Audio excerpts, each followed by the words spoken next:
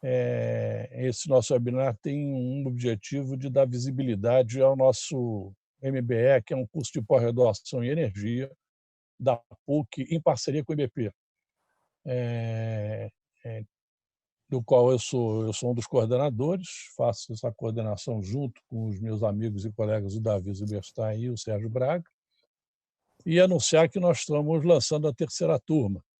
As matrículas estão abertas.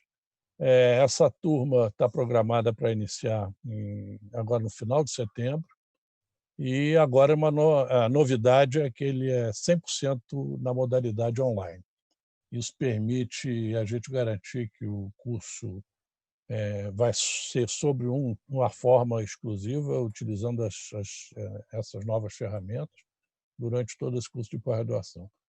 Então, estão todos aí os interessados convidados. Eu acho que esse webinar pode dar uma demonstração boa dos melhores momentos do que vem a ser esse curso. Passar a bola para o Davi. O Davi vai fazer uma rápida apresentação dos nossos convidados e vai introduzir o tema fazendo as suas provocações. Davi, a bola é sua. Obrigado, Eloy.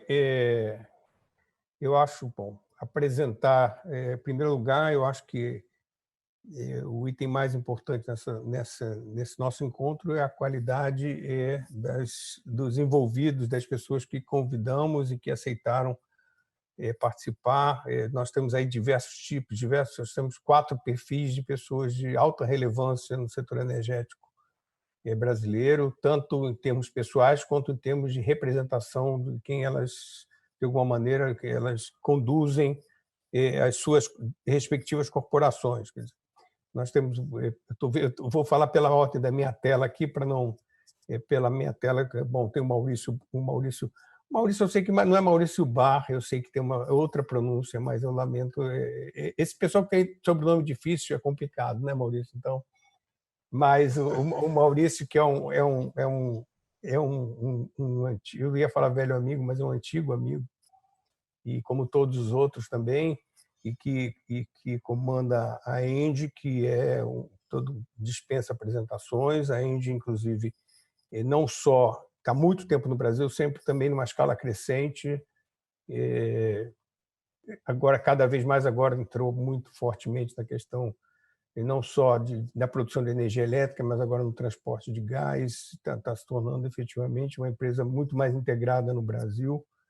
E então é um agente de extrema relevância, com que Umbré, talvez os outros grandes agentes nesse setor, na produção de eletricidade e, de alguma maneira, na produção de energia como um todo. Quer dizer, bom, a Clarissa, que é nossa parceira aqui no curso e que está imprimindo, e sem demérito aos seus antecessores, está imprimindo uma cara nova para o IBP, e montou um time feminino da pesada, de gente muito, principalmente de mulheres, todas elas muito competentes e que estão fazendo uma verdadeira revolução no IBP. E era uma coisa que o IBP estava precisando. Existia uma não adequação do IBP aos tempos modernos. Eu acho que esses tempos modernos estão chegando ao IBP sob o comando da Clarissa e de seu time, né?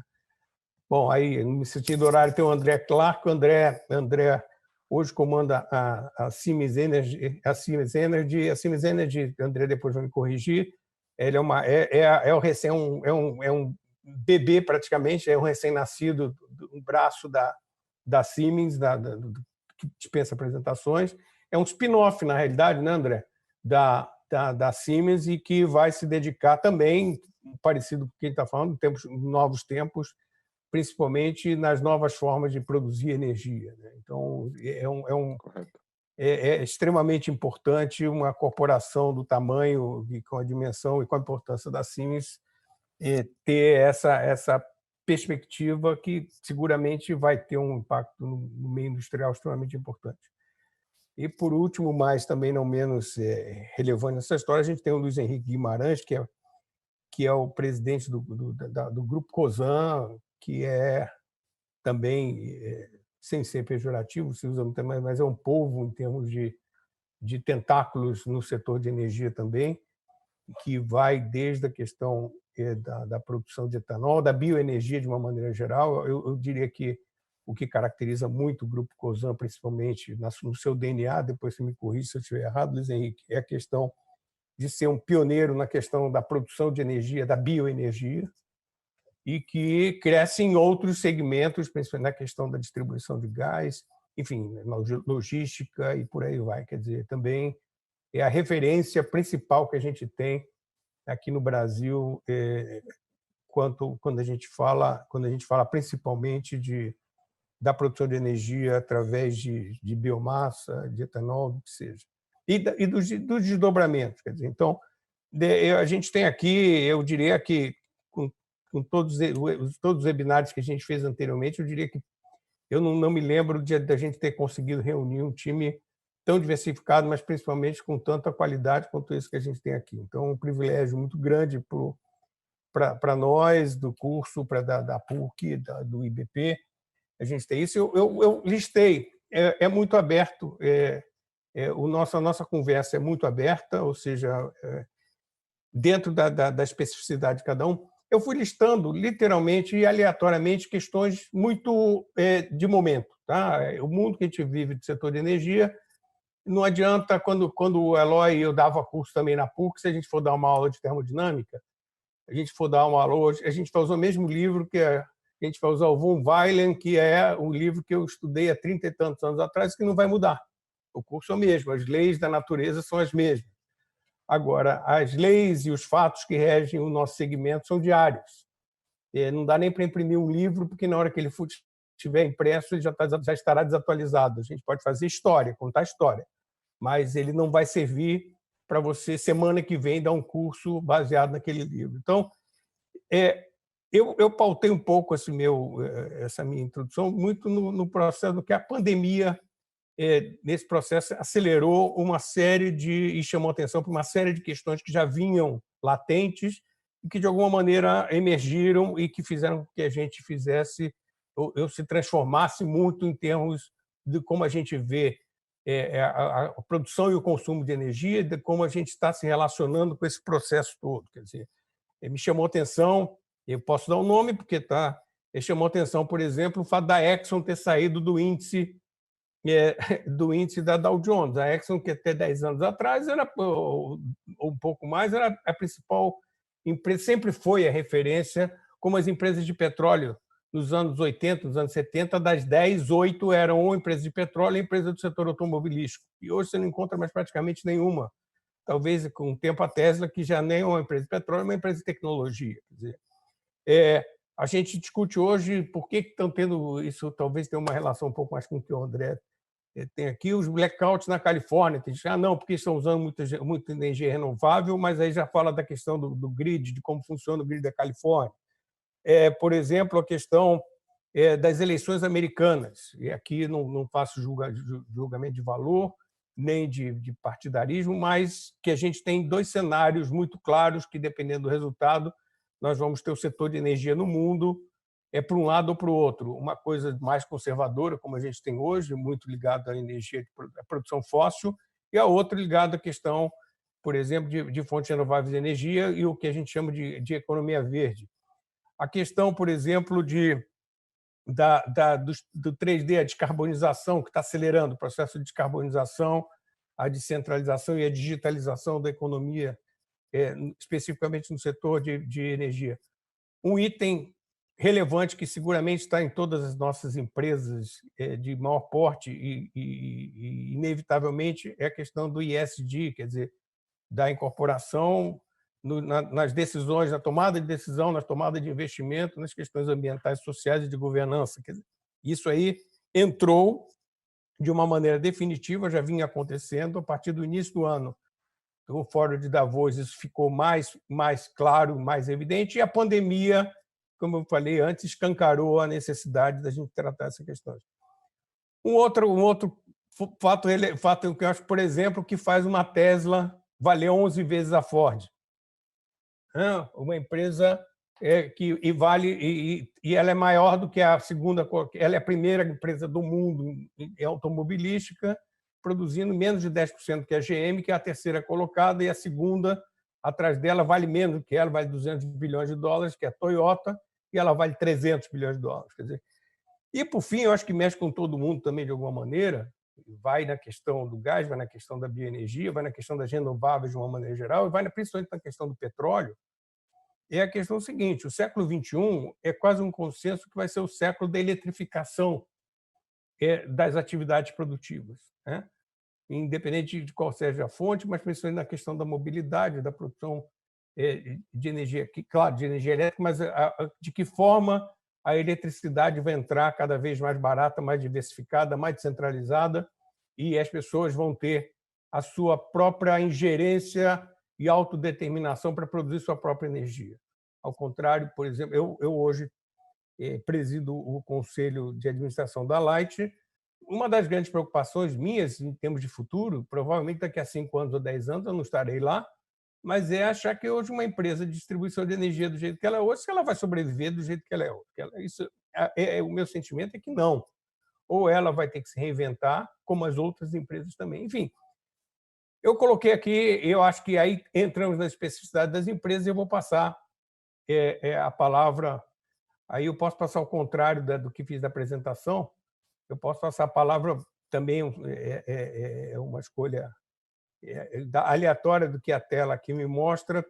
Poderia talvez começar com o Luiz Henrique, e que vai falar alguma coisa em torno de 10 a 15 minutos, que a gente vai tentar, no final, ou dar um fechamento ou abrir para pessoas que queiram se manifestar também. Luiz Henrique, muito obrigado. E agradeço de novo o privilégio da gente ter vocês todos aqui. Obrigado. Obrigado, Davi. É um prazer enorme estar aqui com a Clarice, o André, o Maurício, conhecer o Eloy, que eu não conhecia ainda, mas eu sei que foi professor da Paula Kovarsky, que é a nossa RI. Mandou um grande abraço para você. Mas, então, eu queria falar, Davi, um pouco, para não repetir as coisas, assim, eu tenho pregado muito a questão da oportunidade do Brasil nesse novo momento de transição energética e pós-pandemia, né? Que eu acho que é o Brasil se posicionar como uma potência verde. Eu estou convencido dessa tese e eu acho que a gente, como movimento empresarial e acadêmico, deveria, né, de fato, criar as plataformas e os movimentos para que isso aconteça. Eu digo isso porque a gente tem uma diversidade energética gigantesca, que vai da fonte super competitiva, fóssil, com pré-sal, né, que a qualidade do produto produzido no pré-sal, tanto do ponto de vista do gás quanto do ponto de vista do óleo, é fantástica, né, comparado com outras produções, leveza, a quantidade de certos materiais que são ruins para o refino, etc., até a outra ponta com solar, né, dadas as características do país, passando para a indústria, que a gente tem um grande investimento, que é a indústria de biocombustíveis renováveis, que é muito mais do que só o etanol. É a gestão da biomassa e o que eu chamo do carbono verde. A gente é uma fábrica de produção do carbono verde, convertendo sol e chuva numa grande placa solar, que é a cana, né, no seu estado de poder produzir pellets de bagaço, produzir etanol de segunda geração, produzir biogás, enfim, né, a verdadeira economia circular, onde a gente aproveita 100% de tudo que a gente produz. Então, a nossa visão, já vamos implementando nas suas várias etapas, que a gente não vai usar nada a não ser a chuva e, por enquanto, diesel, mas que no futuro a gente não vai nem precisar do diesel, porque a gente vai usar o próprio biogás que nós vamos produzir, a nossa energia nós já somos autossuficientes, né? E até fertilizante extraindo a matéria orgânica da vinhaça que a gente usa para biodigerir e fazer o biogás como retorno nas lavouras, né? Então, se a gente olhar o futuro dessa indústria e do Brasil, né, com o grau de produtividade que a gente tem, a gente vai chegar muito próximo de emissão zero em relação a esse produto. E, na sua forma atual, ele é usado em motor a combustão, mas se a gente olhar, sei lá, 15, 20 anos na frente, ele pode ser usado para alimentar células de hidrogênio do carro a partir do abastecimento do combustível. Então, assim, a gente tem tudo nesse país, né? Tem produtividade, tem intensidade, tem materialidade, né? A gente é um país grande, 6º, 7º maior consumidor, né, de combustível no mundo, energia total por aí também, 7º, 8º. Então, não é um país pequeno, então a gente tem escala para fazer as coisas, tem materialidade, e, portanto, a gente não pode perder essa chance. Então, a minha visão é muito positiva em relação ao futuro da energia no Brasil, da indústria de energia do Brasil. E eu acho fantástico que estejam promovendo um curso desse, porque a gente precisa trazer gente, né? Eu vejo um monte de gente indo para outras indústrias e a gente, ao longo dos anos, perdeu um pouco do apelo, né? Mas, na verdade, eu acho que esse é o momento para qualquer jovem ou na meia carreira ingressar no mercado de energia, porque ele hoje junta o que você falou, né? Todo o processo de digitalização gigante em todas as partes da cadeia, uma busca enorme de eficiência, porque os preços vão ser decrescentes nessa indústria, né? Então, só vai sobreviver e ser rentável quem conseguir gerar os seus produtos e serviços a custos unitários cada vez menores. E esse é um business de escala, né? Então, a gente sempre vai ver momentos de consolidação e diversificação de players, mas é uma indústria que precisa de escala, e, portanto, é uma indústria que exige, né, investimentos massivos de longo prazo. Mas, de novo, repetindo o que eu comecei para terminar, é a oportunidade de ouro para o Brasil. E, para isso, a gente precisa desenvolver o mercado de carbono, né, de crédito de carbono, que a gente já tem o primeiro lançamento com RenovaBio, né, que é o primeiro mecanismo de mercado, de precificação de mercado com as externalidades e com metas claras, né, que deve começar a funcionar agora no final do último trimestre do ano, faltando apenas uma regulamentação da Receita Federal sobre a parte tributária dos CBIOs, mas o resto está todo pronto. Então, esse mercado de crédito de carbono é fundamental, não só para o etanol, mas para todas as outras formas de energia, para que você tenha a precificação correta das externalidades da comparação, e principalmente estabilidade regulatória, né, que eu acho que é um outro desafio sempre no Brasil, para que a gente possa, de fato, fazer os investimentos que a gente precisa. Então, é um momento único, né? A gente tem leis aí importantes sendo aprovadas, regulações sendo aprovadas, e o fato é que, mais uma vez, a natureza deu para o Brasil o privilégio de poder liderar essa indústria no mundo. Eu sempre digo e repito, os alemães, os americanos, os chineses têm inveja da nossa matriz energética. Só a gente que acha que é ruim. A gente tem esse complexo de vira-lata, que a gente acha que é ruim, né? Em vez de a gente ficar falando sobre isso que é bom, a gente tem problema na Amazônia, tem que combater o desmatamento ilegal, o resto, mas não é só isso que o Brasil é. O Brasil tem muito mais do que os problemas que ele é. A gente tem, como brasileiro, defender essa agenda e defender essa agenda de que a gente faz algumas coisas erradas e vai corrigir. Eu tenho certeza que nós, como sociedade, vamos corrigir, mas tem que mostrar tudo de bom que a gente tem e a enorme pujança da nossa indústria, com 45% renovada na matriz energética, enquanto a média mundial é 15%. Então, a gente não tem que se envergonhar de nada, pelo contrário. Tem uma potência no pré-sal, tem uma potência solar, potência eólica, potência hidráulica, potência de biocombustíveis e de biomassa aí para dar inveja a todo mundo. Não é isso, Davi. Bom, muito obrigado. Eu acho que você falou aí, o essencial é que, e isso é uma constante em todas essas discussões, esses fóruns de discussões que a gente participa, é que aqui no Brasil a gente tem que fazer a gestão da abundância e não a gestão da escassez, né? Quer dizer, é exatamente ao contrário do que, por exemplo, se nós estivéssemos na Coreia, a gente já está discutindo, pô, será que nós vamos continuar com carvão, não vamos continuar, vamos fazer nuclear, não vamos fazer nuclear?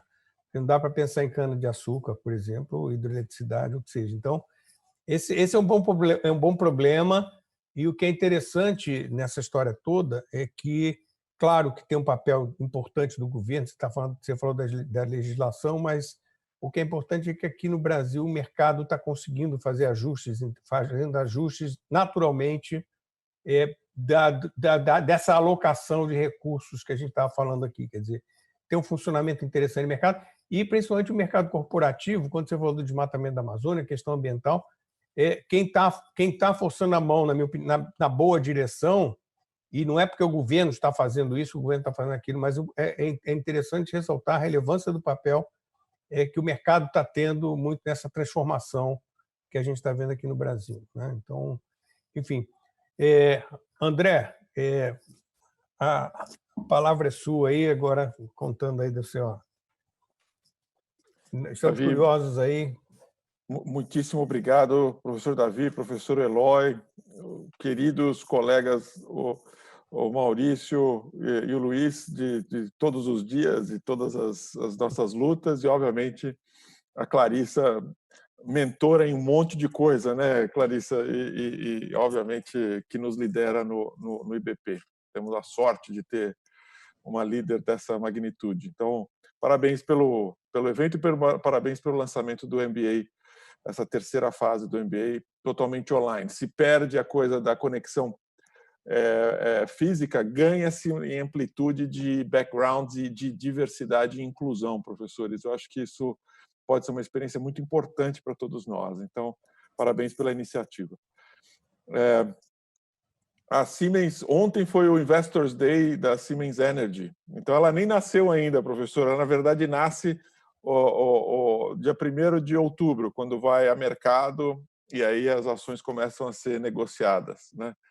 Ela é um spin-off da Siemens. Toda a área de energia da Siemens, principalmente de grande porte, foi toda para a Siemens Energy, com 5 grandes áreas de negócio, né? Eólica, por causa da Siemens Gamesa, com a detenção de vasta maioria do capital.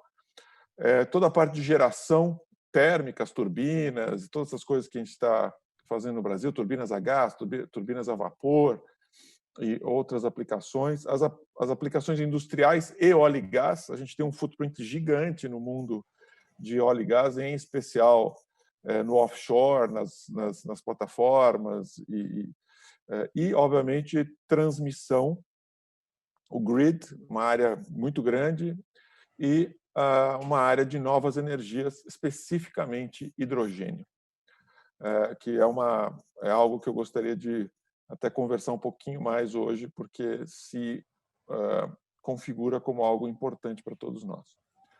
É uma empresa que nasce com a seguinte questão: a gente vai crescer, o mundo vai crescer em demanda 50% de energia elétrica até 2040. Contudo, a gente tem hoje quase no mundo de hoje nós temos 850 nós temos 850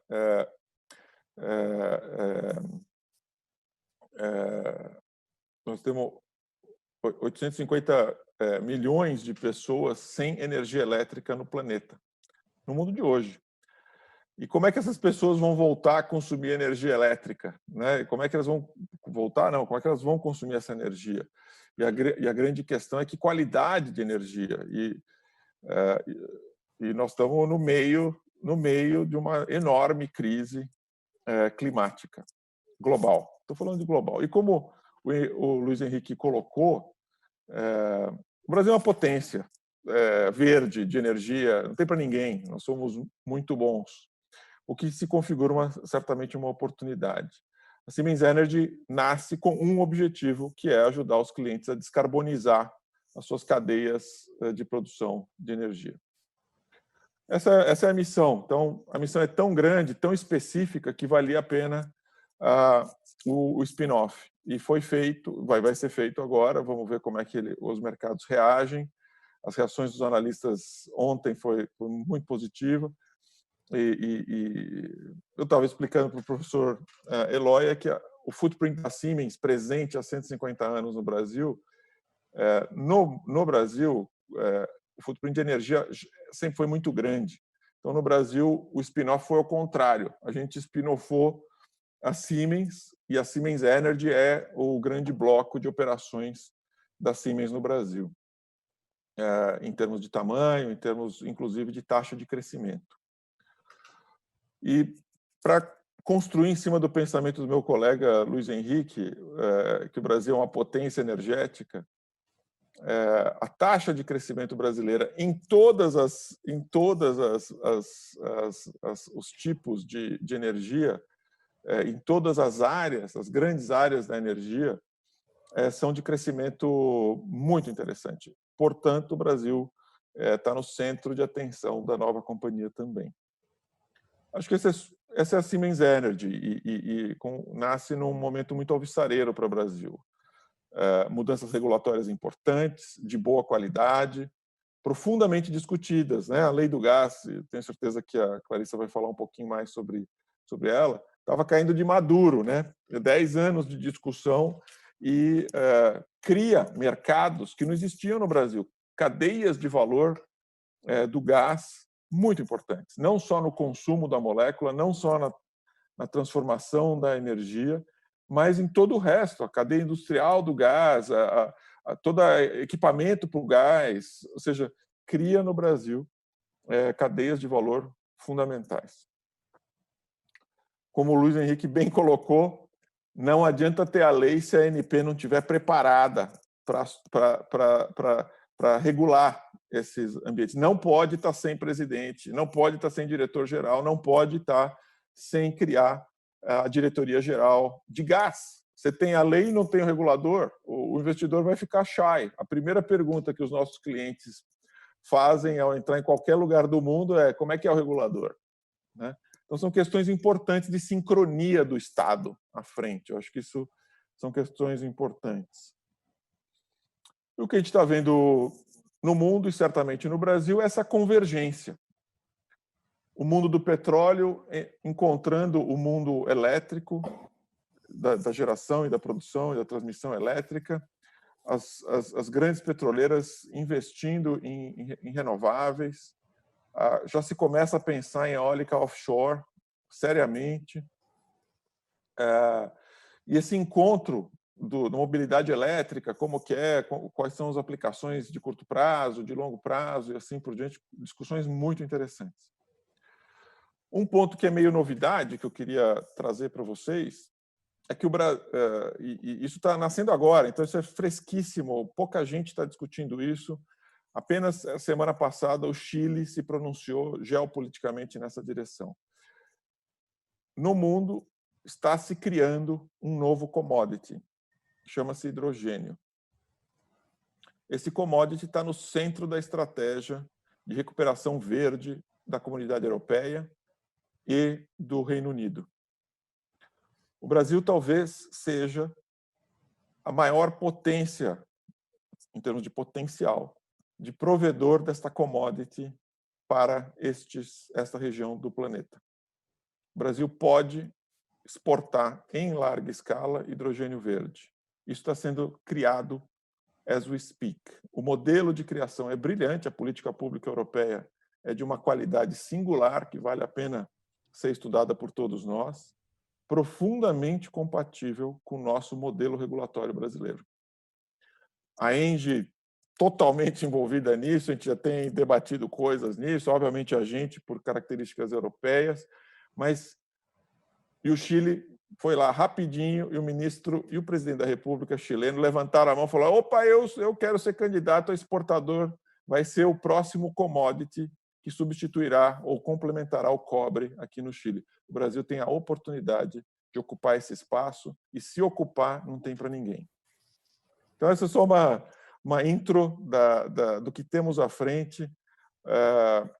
Energia no Brasil, a próxima década vai ser extremamente alvissareira, vai demandar profissionais de todas as funções e é um momento singular para o Brasil nessa área. Por todas as questões que o Luiz Henrique colocou sobre a mesa, eu só estou construindo em cima de algumas perspectivas futuras. Obrigado, professores.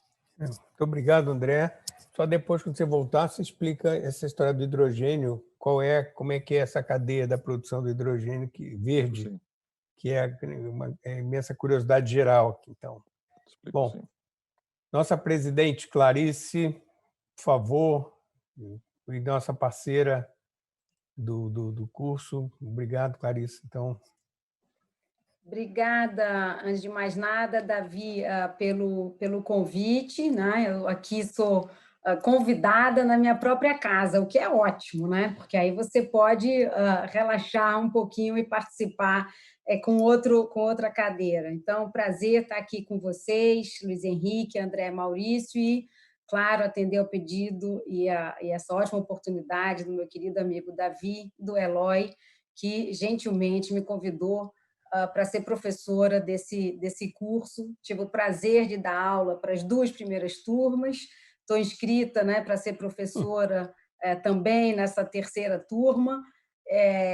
Fui, enfim, o segundo dos meus alunos, não sei se vocês falam isso para todos os professores, mas fui vista como uma das melhores professoras aí da turma, isso é brincadeira para puxar a sardinha aqui para o lado, mas eu queria dizer que é uma oportunidade única. Quem não tem essa experiência de dar aula, eu realmente recomendo, porque, primeiro, é um reencontro com os jovens, que eu acho que é absolutamente salutar para nos realimentar de curiosidade, de dúvidas e nos desafiar.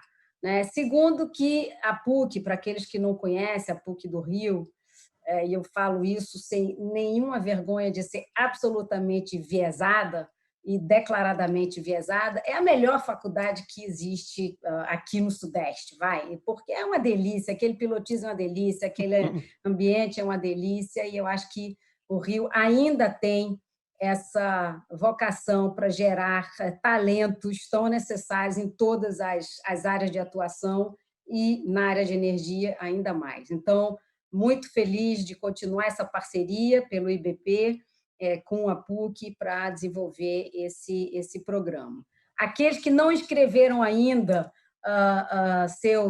alguns dos seus colaboradores, façam. Essa turma ela é tanto melhor quanto mais diversa ela for. E agora, então, com ensino à distância, a gente pode ter diversidade regional também. Então, por favor, aqueles que estão nos assistindo, convençam todos a se inscreverem no MBE da PUC.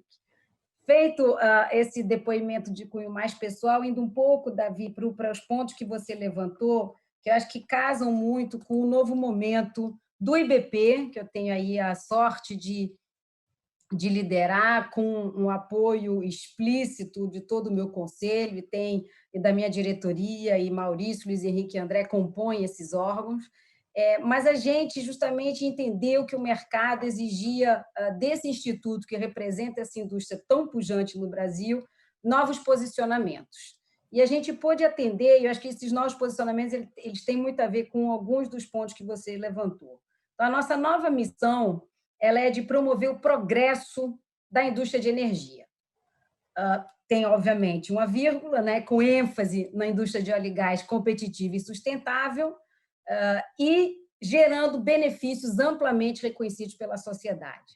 Então, acho que aqui remete a dois elementos que você mencionou, e eu vou voltar a outros depois. Primeiro, progresso na indústria de energia.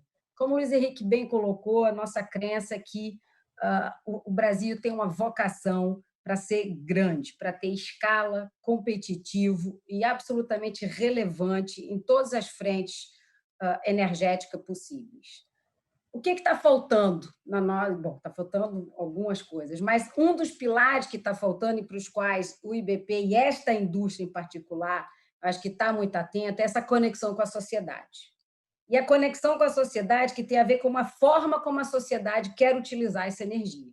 E por isso é que a gente tem agora, na nossa missão e também na nossa visão, dois atributos, eu diria que não nos largarão nunca mais, que são os da competitividade e da sustentabilidade. E a competitividade ela tem diversas dimensões. A dimensão econômico-financeira, a qual todos nós estamos habituados, mas ela tem uma dimensão climática. A gente tem que ser competitivo em carbono. Carbono é uma nova exigência da sociedade e essa indústria aceitou esse desafio e vai contribuir, inclusive, como todas as empresas já anunciaram, com metas de descarbonização, de melhoria, redução de intensidade de emissões e com outras iniciativas a depender do perfil de cada empresa. E sustentabilidade reforça não apenas os atributos ambientais, mas também os atributos sociais e de conexão com essa sociedade diversa e inclusiva. Então, acho que a gente conseguiu, com esse trabalho de reposicionamento estratégico, gerar uma série de side benefits na nossa reflexão que nos permitem estar mais e melhor conectados com os anseios da sociedade. E não, por acaso, a nossa visão é tornar a indústria de óleo e gás do Brasil referência global, de novo, em competitividade e sustentabilidade. Então, Davi, quando você fala que a gente tem que estar atento à forma como a sociedade produz e consome energia, sim. No nosso entender, o mundo ainda vai consumir bastante óleo e gás, só que cada vez com exigência de redução de intensidade de carbono ou exigência até mesmo de compensação das suas emissões. Então, a gente está atento a isso, a gente tem conversado bastante, tem compartilhado as melhores práticas, e isso faz parte hoje da nossa, digamos assim, razão de ser. Por outro lado, quando você menciona também se a pauta de ESG é hoje um imperativo para a tomada de decisão, não tem a menor sombra de dúvida que é. E isso também vai estar cada vez mais presente na nossa atuação, tanto em termos de educação, quanto de cursos e de debates, de geração de conhecimento, que é a vocação do IBP, né? Ser uma grande plataforma de encontro para a geração de conhecimento. Então, a gente, inclusive, nosso próximo Diálogos da Rioli Gás é sobre a pauta ESG, como é que ela mexe com a nossa indústria, o que ela nos traz de oportunidade, como é que definitivamente a gente se insere.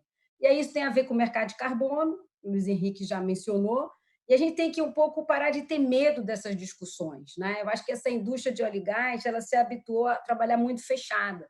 E o que a gente quer agora é trabalhar aberto. A gente quer trabalhar com a sociedade, a gente quer trabalhar com a academia, a gente quer fazer com que as nossas empresas troquem as suas experiências. A gente tem o benefício de ter empresas com base na Europa, com base nos Estados Unidos, empresas brasileiras.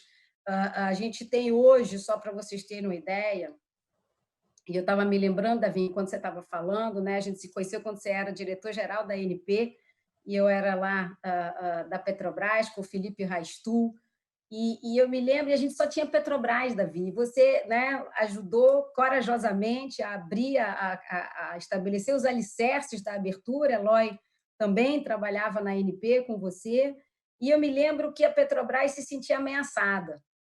E o Felipe Raistul, foi meu querido chefe, e a quem eu devo imensamente, inclusive, esse entusiasmo com a indústria de energia, nos ensinou que a gente tinha uma imensa oportunidade de se reinventar, de reinvenção. E então que aquela abertura significa, e a gente era tão bom, tão grande, que a gente só podia ficar melhor, né? Até desafiado pelos outros. Então, eu entendo muito todos os desafios impostos pela descarbonização, pela transição energética, pela pauta ESG, como essa mesma oportunidade.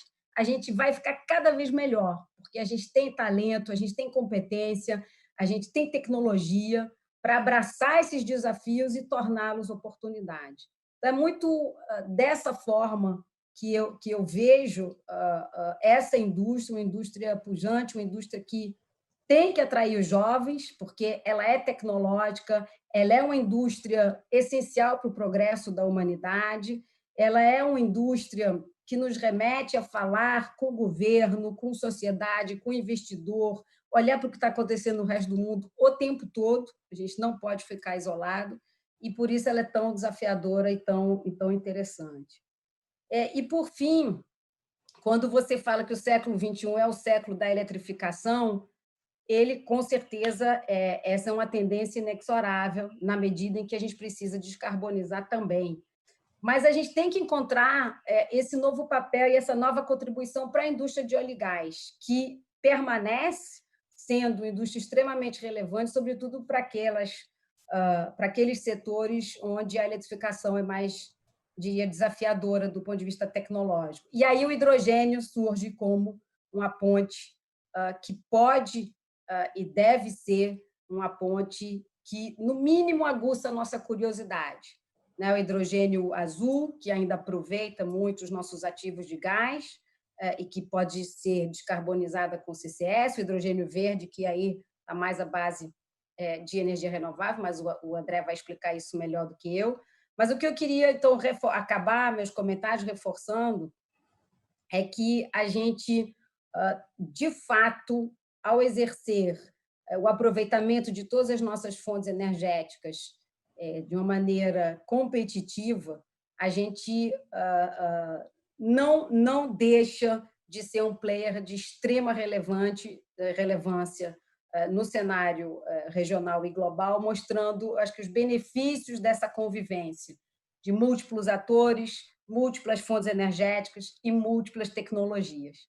E, nessa diversidade, o óleo e gás, olhando e cuidando das suas emissões e investindo para mitigar e compensá-los, tem um espaço ainda, na minha visão, muito rico e ainda longo. Então, era isso que eu queria colocar aqui para animar esse nosso debate. Obrigado, Clarissa. Obrigadíssimo.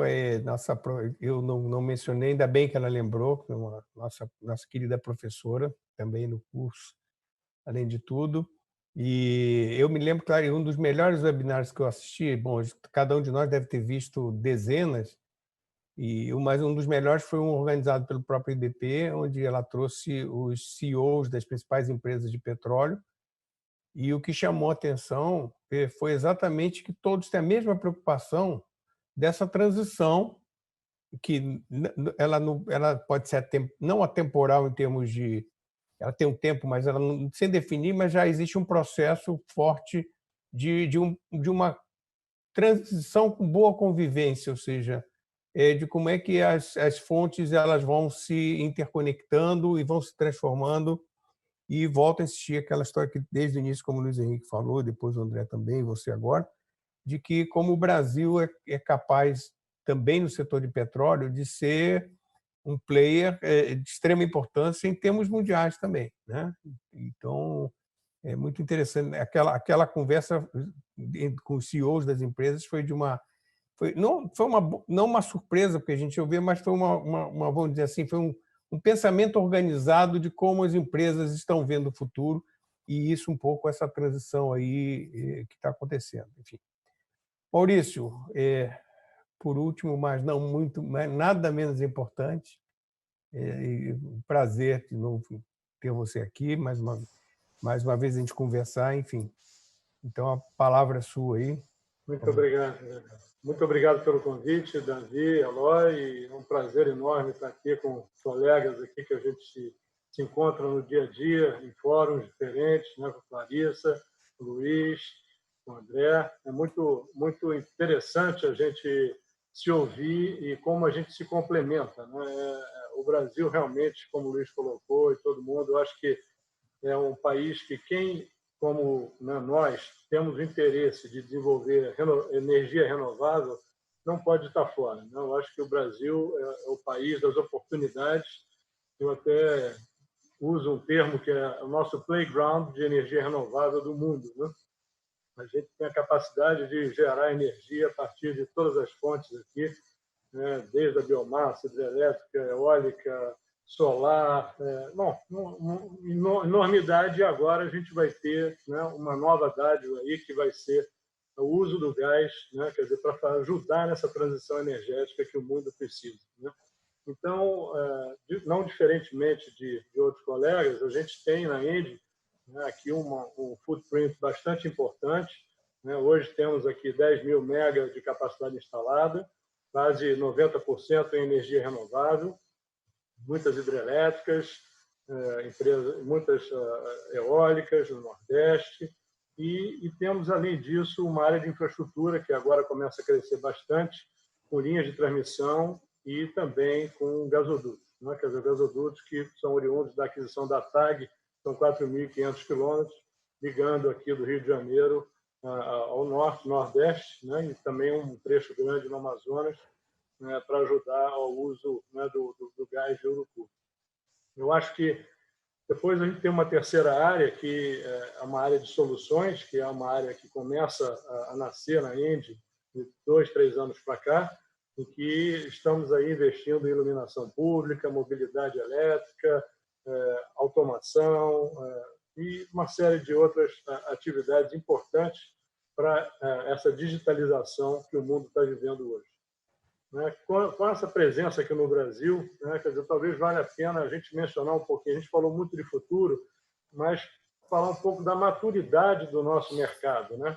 As políticas públicas hoje em andamento no país são muito interessantes e são muito confiáveis. Né? A gente passou por um momento agora, né, importantíssimo de pandemia, estamos passando ainda, e em momento nenhum se viu algum tipo de desabastecimento, né? A logística do país continua funcionando maravilhosamente bem, né? Energia elétrica abundante, disponível.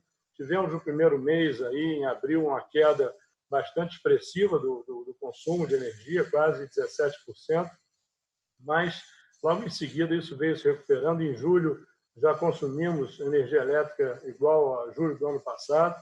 Agora, em agosto, é capaz de ter um crescimento ainda maior em relação a 2019, mas o que eu quero dizer é que tudo se fez, né? Desde o Ministério, o governo, a ANEEL, a ANP, todo mundo se juntou para buscar soluções. Em momento nenhum, se eu disser para você que a inadimplência, né, na cadeia do setor foi abaixo de 5%, né, é um milagre comparado com outros países. Né? Então, tudo foi feito para viabilizar empréstimos para as distribuidoras conseguirem manter os fluxos de pagamentos para as transmissoras e geradoras.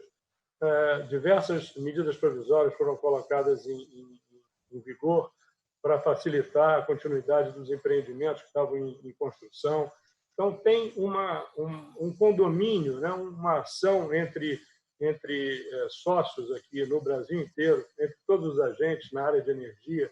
É muito importante, já que a gente tem um operador nacional do sistema, tudo isso funciona de uma maneira muito integrada e com um desejo de que o consumidor, no fim das contas, seja sempre beneficiado e nunca tenha perda de energia. Então, eu acho que tem um setor maduro, com grande escala, um playground de energias renováveis e uma capacidade da gente continuar desenvolvendo muita coisa. O país carece muito de infraestrutura e a gente tem aqui oportunidades imensas, enormes. Né? Quer dizer, falando em possibilidades, em novas aberturas aqui, a gente tem agora um marco regulatório novo chegando para o setor de energia elétrica, em que a gente deixa de ter subsídios, né, para aquelas energias incentivadas, né, que a gente está falando de PCH, gás, eólica, solar, para passar a ter uma energia precificada como as outras energias, de certa forma, comparáveis. Né?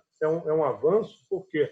Porque, no fundo, o período que se precisou dar subsídio, né, e dar desconto na transmissão para esse tipo de energia foi suficiente para desenvolver uma indústria. Né? Está aí o André, fornecedor de grandes turbinas eólicas, grandes, quer dizer, quando a gente pensava no início, o Proinfa, que nasceu, a energia eólica custava quase R$300 o megawatt-hora. Né?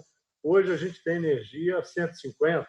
Né? Então, ela caiu pela metade graças ao desenvolvimento de tecnologia, né, da capacidade dos engenheiros nacionais e estrangeiros também, mas aqui com a capacidade de investimento da indústria nacional. E tudo isso agora está na hora de dar luz a, talvez, o hidrogênio, né, o que o André está colocando. Está na hora da gente voltar a pensar numa outra fase, né, do desenvolvimento da indústria.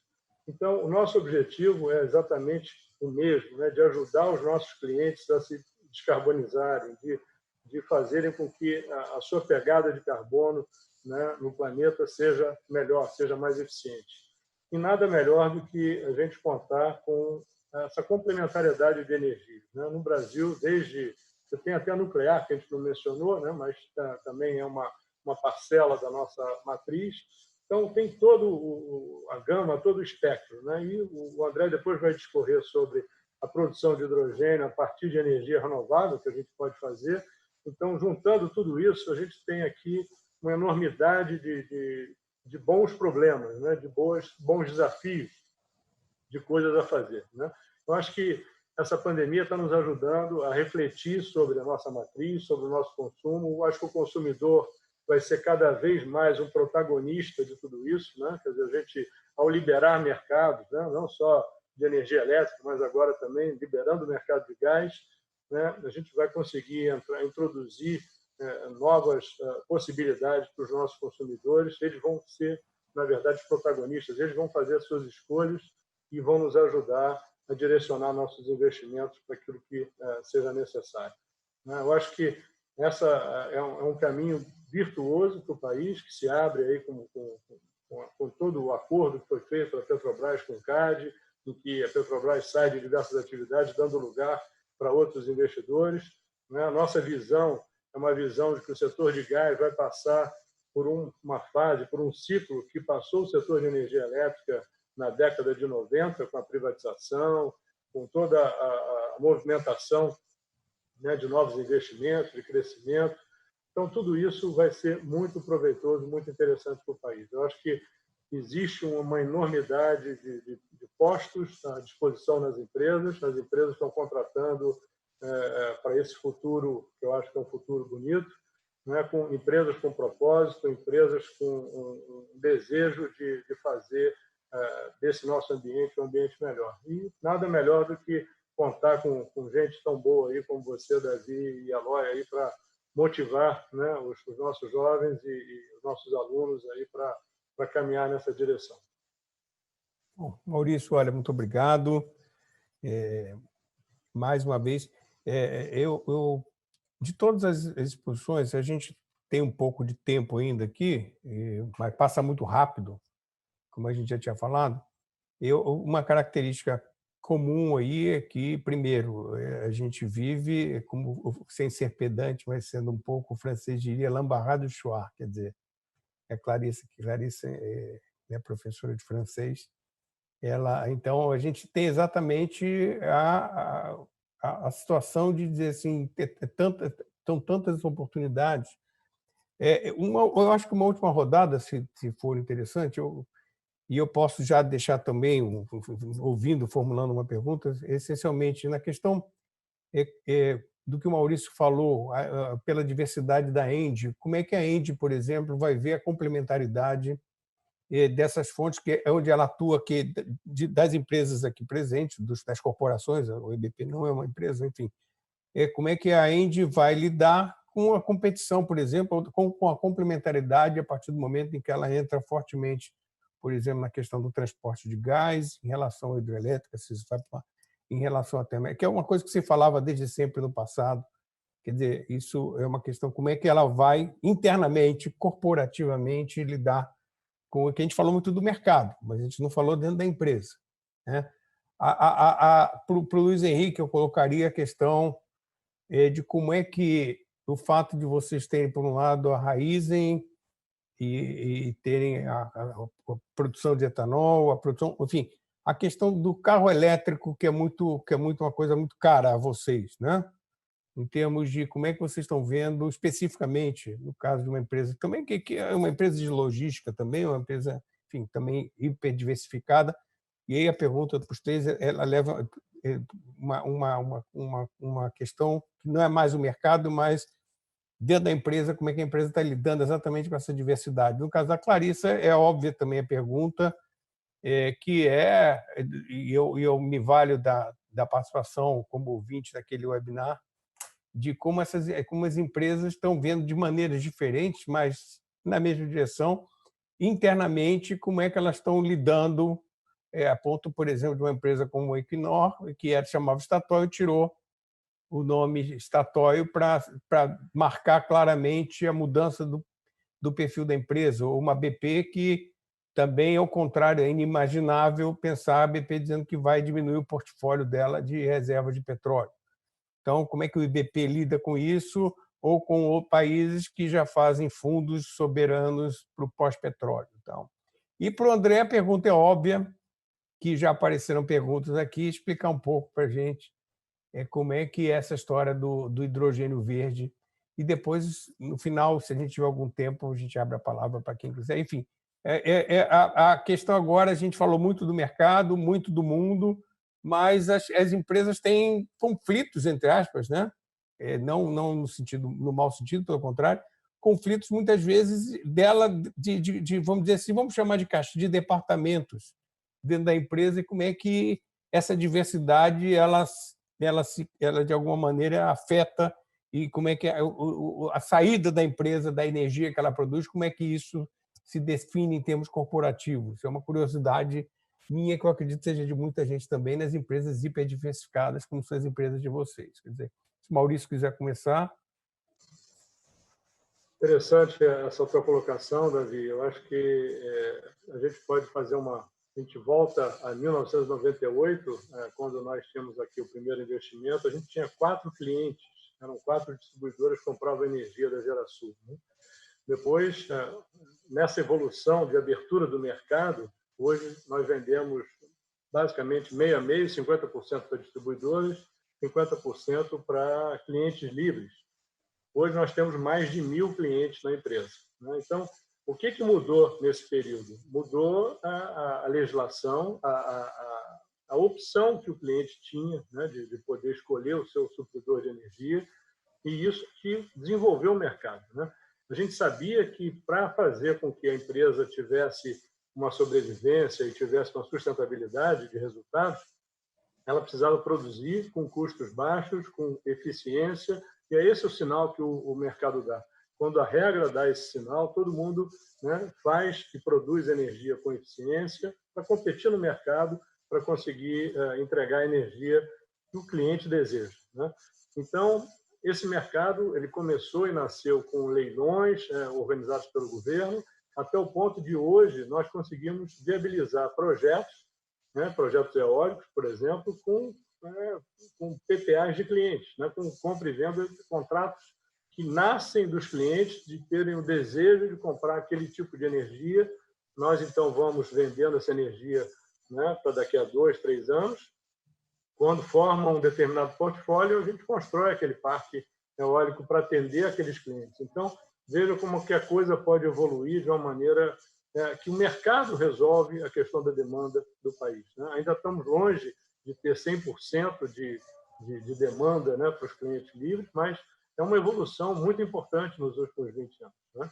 Como é que a gente lida? A gente percebe agora que, com a utilidade, né, com a vinda do gás, do pré-sal, né, e por isso o nosso investimento na área de gás, ele começa com um carregador, que é a Petrobras, né? Ele começa, esses contratos nos dão a segurança desse investimento inicial, mas a gente sabe que, aos poucos, né, à medida que o tempo passa, esses contratos vão caindo de volume e o gasoduto da TAG vai estar disponível para outros consumidores de gás, outros carregadores. Então, essa é a nossa crença que a gente vai replicar no setor de gás, né? Quer dizer, a mesma coisa. Então, eu acho que não há uma competição interna, existe uma evolução e um desejo de perpetuar a companhia, né? Quer dizer, as concessões hidrelétricas, por exemplo, têm 30 anos de período, né? Quer dizer, elas vão, algumas que nós compramos em 98 vão começar a vencer em 2028, né? Nós estamos já há 8 anos, né? Então, é um período curto, né? Para quem investe em infraestrutura, nós queremos fazer investimentos de 100 anos. Então, a gente precisa pensar muito a longo prazo e, eu diria, até para ser muito mais visionário, né? Quer dizer, esses gasodutos que a gente tem hoje no país e que muitos outros vão ser construídos, o dia que a gente não tiver mais o gás do pré-sal, a gente vai ter o gás produzido com biomassa, a gente vai ter o gás verde, né? A gente vai ter outras fontes de escoamento e outras utilidades. Então, é essa visão que nos move. Muito legal, muito bom. Zé Henrique, você quer falar sobre então, o Davi, assim, nosso papel, né, assim, a maioria dos nossos negócios estão focados, uma grande parte também em distribuição, né, ou seja, a capacidade comercial e de marketing de chegar nos clientes. E, no fundo, a gente tem que acompanhar o que os clientes querem, né? Então, a gente prepara a companhia para o que o mercado for consumir e as rupturas tecnológicas que vão acontecer. Então, alguns anos atrás, a gente, por exemplo, no caso da Raízen, que um dos grandes negócios é a distribuição de combustíveis líquidos, né, seja diesel, gasolina, jet e etanol, mas a gente investiu numa empresa de comercialização de energia elétrica e preparando também para uma transição, na nossa visão, no caso do Brasil, ela será mais longa, por vários motivos que a gente podia ficar. Só isso é um debate grande sobre qual é o tamanho da penetração do mercado elétrico, etc., etc., mas que não está sob o controle nosso, né? Está sob o controle do consumidor de um lado, da cadeia produtiva do outro e da competitividade das diferentes formas. Então, a gente está preparado para hidrogênio, para elétrico, para combustível, e o que a gente prepara é tendo gente, né? Gente de qualidade, tanto internamente, que entende as tendências do mercado. A gente prepara sempre com uma base de custo muito competitiva, né? Então, a gente tem uma tremenda obsessão por produtividade, eficiência e custo, e a gente prepara com inovação, né? Garantindo que a gente está, em termos de tecnologia, desenvolvimento e posicionamento muito forte, tudo isso embalado por marcas que a gente vem construindo ao longo do tempo. No caso de distribuição é a marca Shell, que a gente é nosso sócio licenciado. No caso das outras companhias, são marcas que a gente desenvolveu ao longo do tempo na Build, na Compass, né, etc. Então, assim, Davi, assim, esse conflito é saudável, né? Aquela velha história. Eu prefiro nós mesmos nos destruirmos do que outros nos destruir, né? Então, o mercado é isso, o mercado é competitivo, o mercado não dá trégua e a gente tem que ser mais rápido, mais eficiente e ser capaz de antecipar as tendências sem perder os cash cows que você tem que construir ao longo do tempo para financiar o crescimento. Acho que isso é outra coisa muito importante na gestão de portfólio, garantir que tem business. Eles aparentemente são declinantes, mas normalmente business declinantes têm margens boas ao longo do seu ciclo final. Você deu o exemplo do Bombril, né? A nossa escova de aço, o negócio, todo mundo saiu, né? Ficou uma empresa no Brasil, nunca ganhou tanto dinheiro na vida, porque era uso até que um dia ele desapareceu, ninguém mais usa Bombril em casa, né? Até os alunos aí do Eloy nem sabem que diabo que eu estou falando que é Bombril.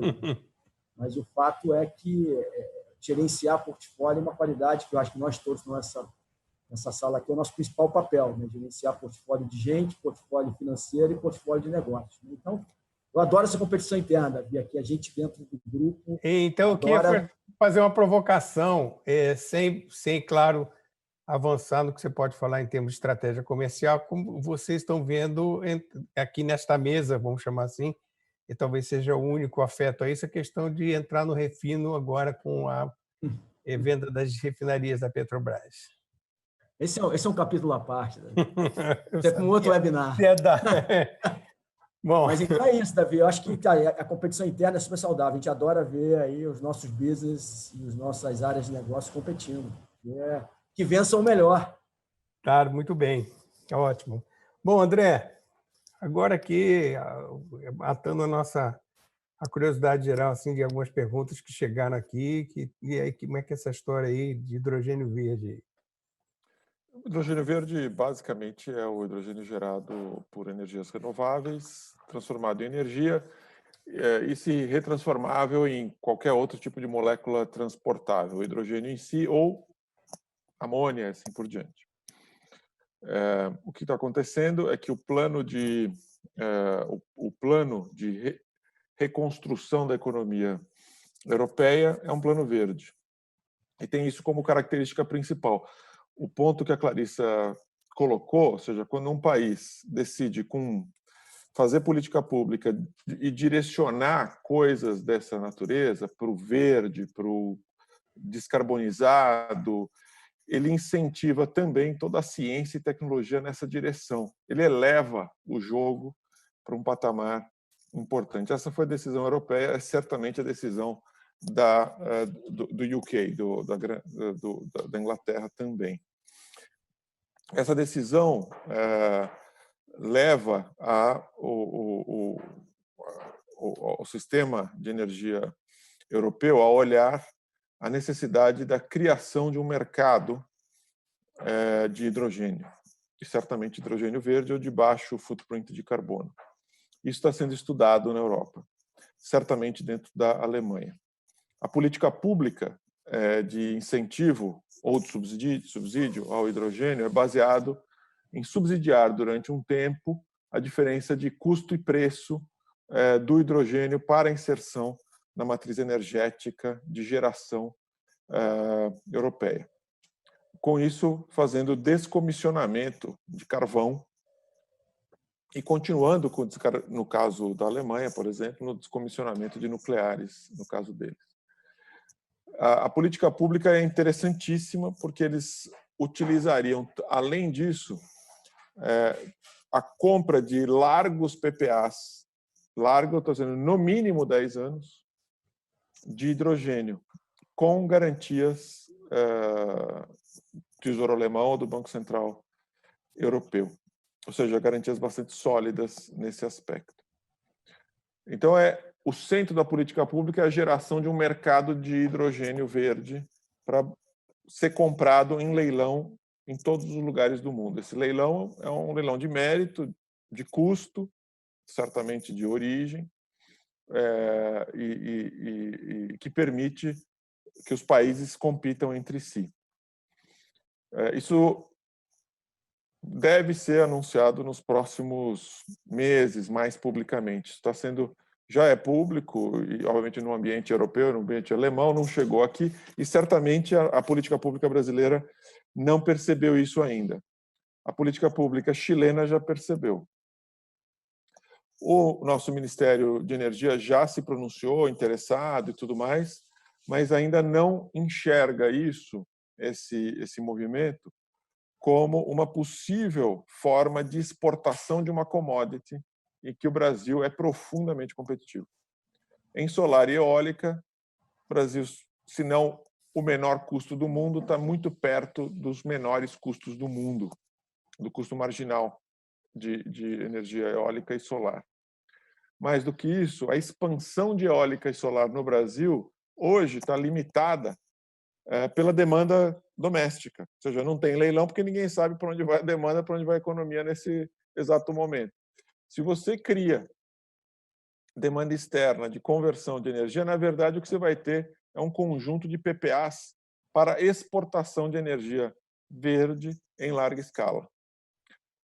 Por que eu digo que é compatível com o sistema elétrico brasileiro? Porque simplesmente é um leilão precificado em dólar, com garantias do Tesouro alemão ou europeu para a compra desses PPAs ou PPHs, que é um Power Purchase Agreement de hidrogênio, digamos assim. É assim que está sendo montada esse jogo. A dúvida, André, como é que a cadeia tecnológica, assim,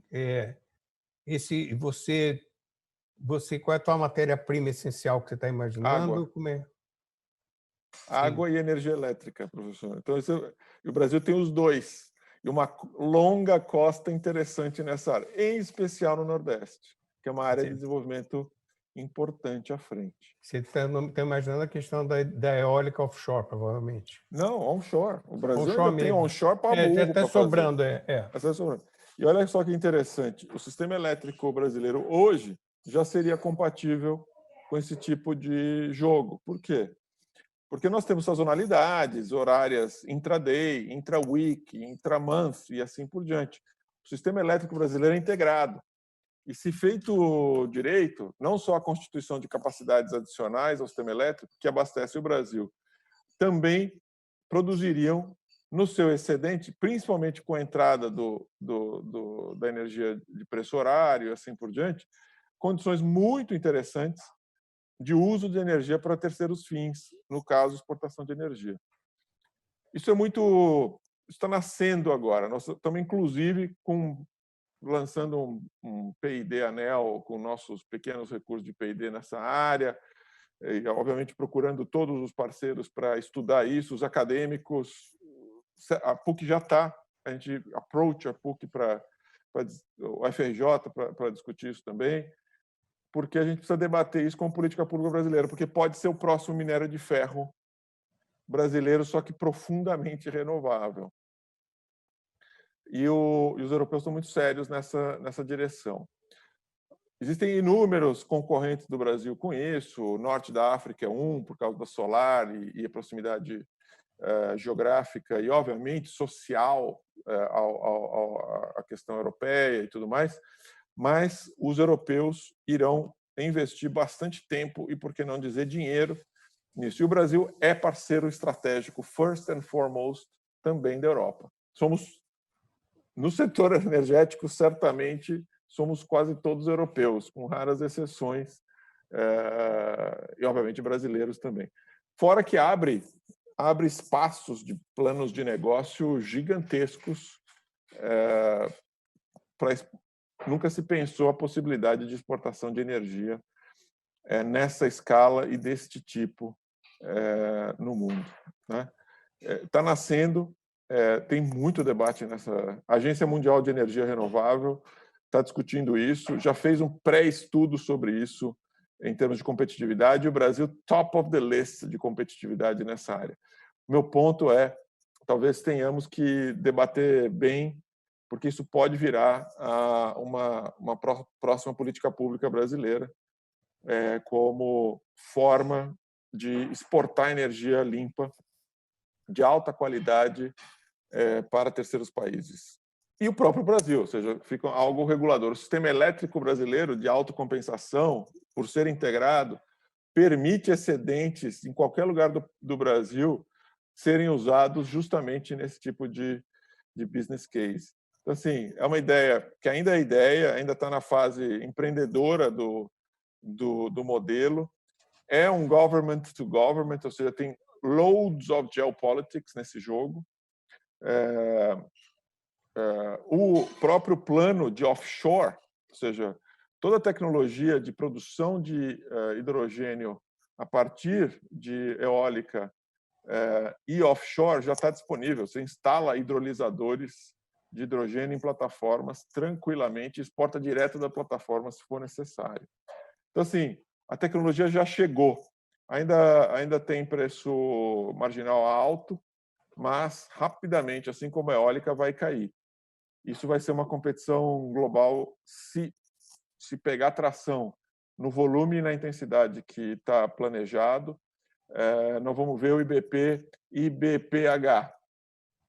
E nós veremos Cosan e Engie falando no próximo webinar daqui a algum tempo sobre também como eles estão produzindo hidrogênio para exportação. Com a Engie a gente já tem as equipes trabalhando juntas no Brasil. Mas seguramente a Cosan já dá, porque tem também a cadeia do hidrogênio a partir do etanol também, enfim. Exatamente, então, a Cosan já está forte. Está bem avançado, né? Então, até onde... Se você pensar em hidrogênio e biogás, além do que o hidrogênio enriquece biogás, que é um gás com volatilidade de componente relativamente grande, o hidrogênio enriquece biogás. Então, é muito integrável. É muito integrado.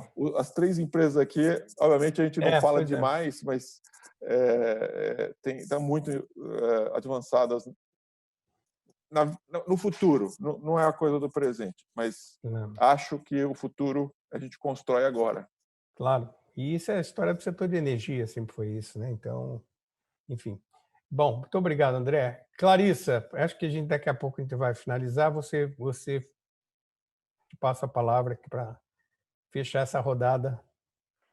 Obrigada, Davi. Eu vou, antes de responder um pouco a sua pergunta mais desafiadora, só, André, sinalizar que o PNE 2050, que está em audiência pública, já menciona toda a cadeia possível de hidrogênio. O Tiago e o Giovanni, né, que estão à frente da EPE nessa área especificamente, e até cunharam o termo que o Brasil, como a gente acabou de constatar, a gente é competitivo em inúmeras fontes energéticas. Aqui a gente também vai ser competitivo no hidrogênio arco-íris, tem de todas as formas.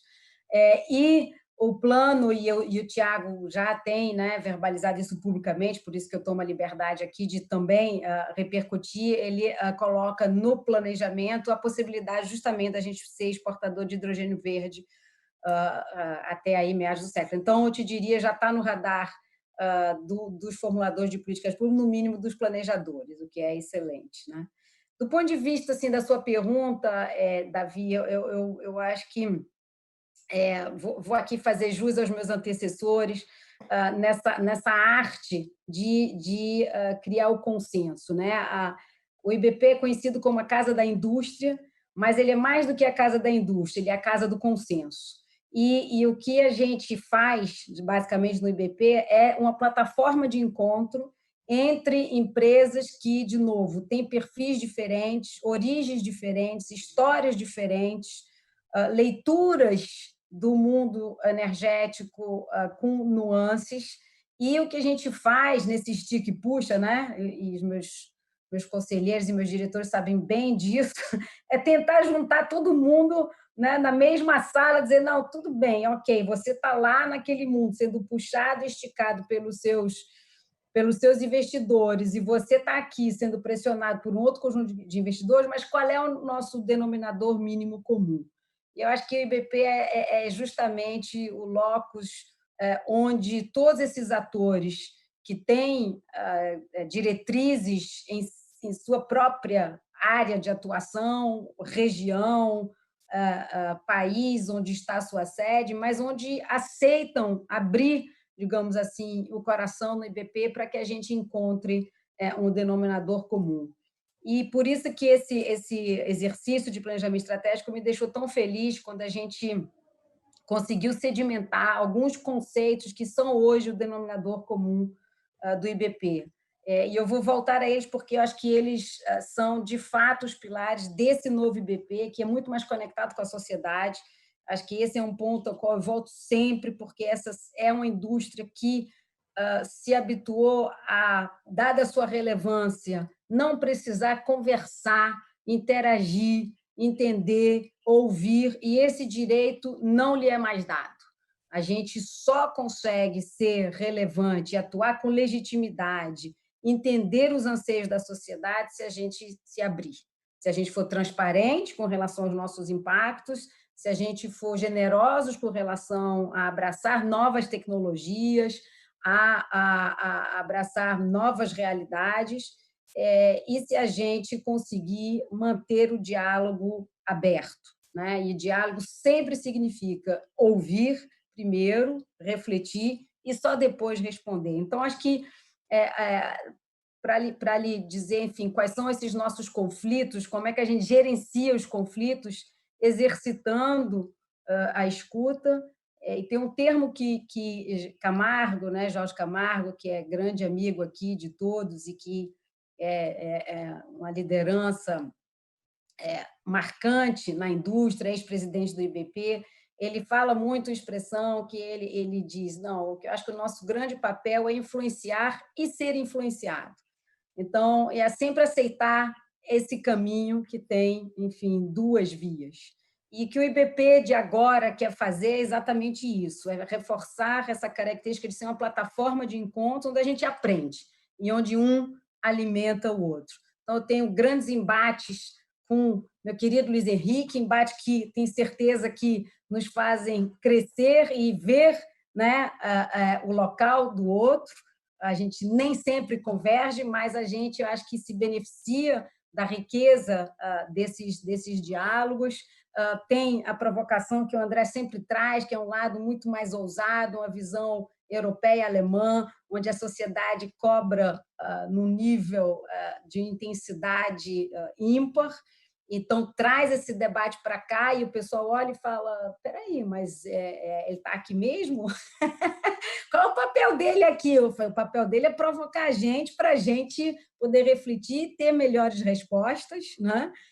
E o Maurício, acho que traz essa beleza da convergência, ao qual você se referiu mais cedo, entre o óleo e gás e a necessidade de investir em infraestrutura, de desenvolver, de desbravar novos mercados, com todos os aprendizados de um setor elétrico que já nasceu diversificado, mas que enfrentou aí nos últimos anos, como vocês bem sabem, inúmeros gargalos e que a cada vez se supera para tendo passado com menção honrosa aí pela Covid. Então, acho que o IBP é isso, é a arte dessa mistura que está aqui, e com o seu braço educacional, a arte de poder influenciar quem está querendo aprimorar o seu conhecimento, né? E por isso é que eu fico tão feliz com uma parceria como essa que a gente tem com vocês e estimulo, de fato, a que todos abram, enfim, algum espaço para os seus colaboradores irem aprender. Essas turmas, normalmente, as duas turmas para as quais eu dei aula, tem gente de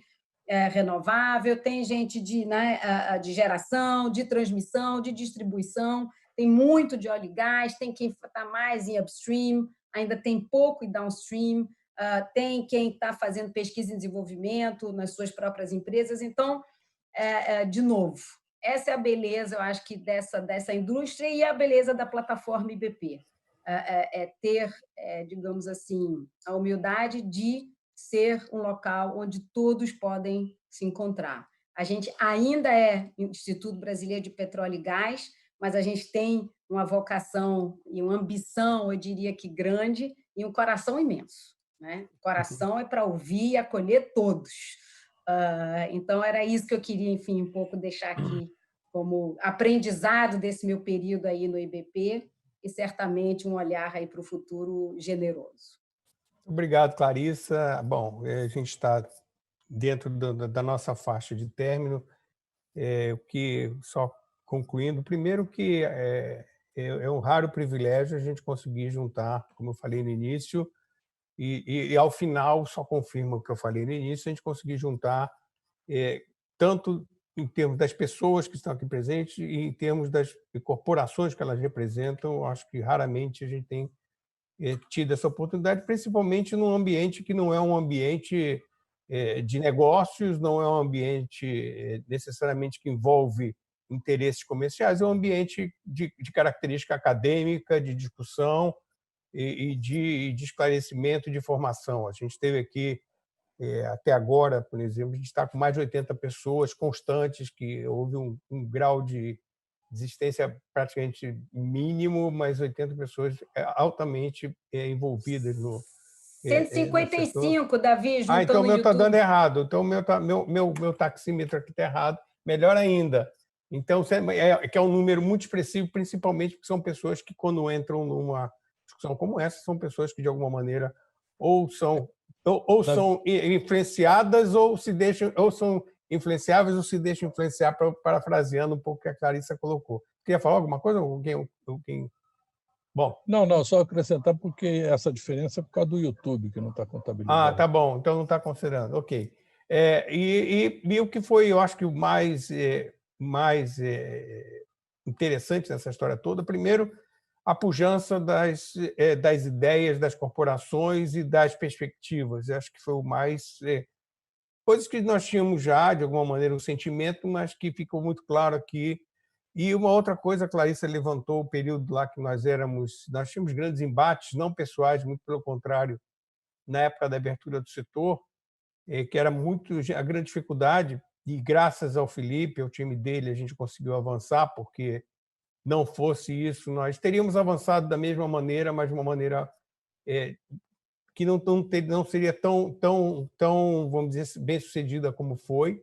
Ou seja, a Petrobras teve um papel extremamente importante nessa percepção.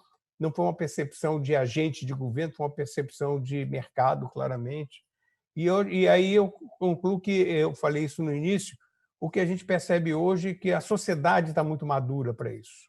Quer dizer, esse processo todo de diversificação, da questão da descarbonização, da importância da energia cada vez menos poluente, cada vez a questão do processo de utilização das renováveis hoje deixou de ser se vai privatizar ou não vai privatizar, se é privado, se é estatal. Isso aí é uma coisa que, felizmente, ficou no passado. Quando o Maurício começou em 98 com quatro clientes, era mal visto porque era alguma coisa que ameaçava o poder estatal, provavelmente.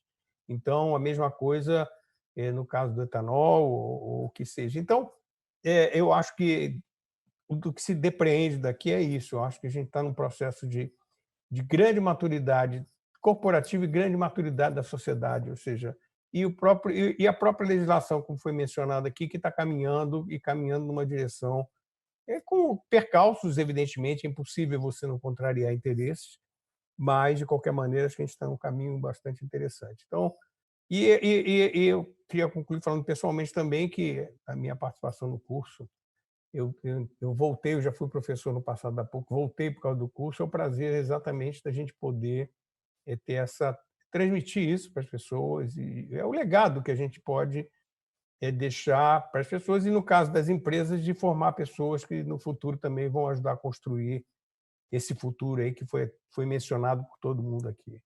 Enfim, eu em nome em nome do IBP também posso, Clarissa, agradecer também, em nome do IBP, principalmente em nome da PUC, o Eloy aqui presente, enfim, e agradecer a vocês pelo privilégio de estarem aqui presentes conosco, e espero que todos estejam do outro lado da tela, que a gente não vê, mas dificilmente a gente teria condições de reunir 150, 160 pessoas num debate a esta hora em algum lugar. Quer dizer, então, o problema que a gente tem de não ver, não abraçar, não encostar as pessoas, por outro lado, a gente consegue agregar mais pessoas. Muito obrigado, olha, um grande abraço a vocês, um prazer revê-los e até a próxima. Obrigado.